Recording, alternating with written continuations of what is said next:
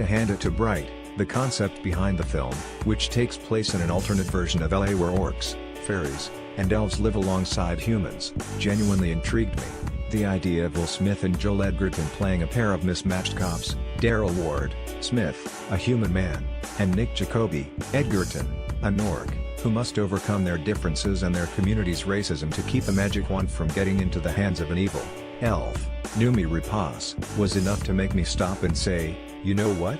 I'll give this insane movie a shot. Not to mention, Netflix poured a reported $90 million into the project led by Suicide Squad director David Ayer and screenwriter Max Landis and already greenlit a sequel. It couldn't bomb that hard, could it? According to some critics, yes it could. There have been some positive responses to Bright so far, sure, but on the whole, the critiques have been damning. See exactly what they're saying below. The Hollywood Reporter's John DeFore called the fantasy gritty cop mashup plenty embarrassing and said that it's awkward enough to make cowboys and aliens look like a stroke of genius. He added, stars Will Smith and Joel Edgerton play it mostly straight here, doing their part to sell the dopey premise, but the screenplay offers viewers little reward for our own suspension of disbelief. The supernatural elements are so poorly explained and implemented they make us wish we were watching some generic reality-based policier instead. Advertisement. The Rap's Todd Gilchrist did not mince words. If this new Netflix production exemplifies Ayer's creativity unfettered by major studio interference, I'll take a lousy DC movie over whatever this is any day of the week. Astoundingly bad in virtually every way, Bright shares in common several of the shortcomings of Ayer's previous film, including conspicuous evidence of desperate efforts to cobble its underexplained and yet somehow overcomplicated mythology into something coherent.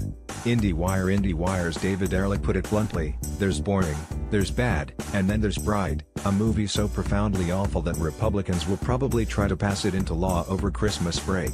From the director of Suicide Squad and the writer of Victor Frankenstein comes a fresh slice of hell that somehow represents new lows for them both, a dull and painfully derivative ordeal that often feels like it was made just to put those earlier misfires into perspective. The only thing more predictable than this high-concept police story is the idea that a year as punishing as 2017 would save the worst for last.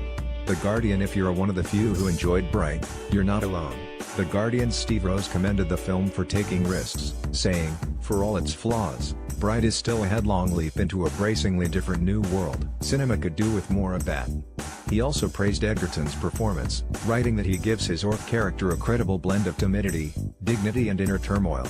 Vanity Fair's Jordan Hoffman wrote of the film's potential to ruin Netflix's big Hollywood debut. There is a whiff of an interesting idea in there, but it is buried in tedious scenes lacking clear direction, endless generic, and poorly lit, shootouts, and cringeworthy sequences of allegedly witty banter. This movie is an absolute wreck, which is unfortunate, as it is also something of a big debut for Netflix's original films shingle. Los Angeles Times. Noel Murray of the Los Angeles Times called it less than thrilling and questioned its sequel potential. It's hard to imagine Bright inspiring anyone to want to see or make a full-blown series of films. Aside from a few nifty ideas and the occasional amusing or exciting scene, this film is a chore. Vulture's Emily Yoshida took issue with the film's choice to merely skim the surface when it came to exploring its racial undertones, even if that was for the best. Bright turns out to be more interested in its mithril punk world building than any kind of social commentary, which is a good thing, because while it is so-so with the former, the plot holes in this thing, it is clearly out of its depth with the latter, she wrote. Fortune's Scott Mendelson declared Bright a giant Christmas/Hanukkah gift from Netflix to the major studios since it shows the streaming giant might not be as big of a threat to them as they think. Congratulations, Netflix. He writes, you can make a visually grotesque, dreadfully dull and hopelessly convoluted would-be franchise action movie just as well as the stereotypical Hollywood machine. Variety's Peter DeBruge was a huge fan of the daring genre bender. Bright is the best Netflix original movie to date, and it absolutely deserves to be seen on the big screen, though don't let that stop you from watching at home, as end-of-watch director David Ayer's welcome return to the cop movie genre, following a disastrous wrong turn into Suicide Squad territory, of which we will say no more, fills an intense, grown-up movie niche that Hollywood once did so well, but has since replaced with formula-driven product. Bright is now streaming on Netflix.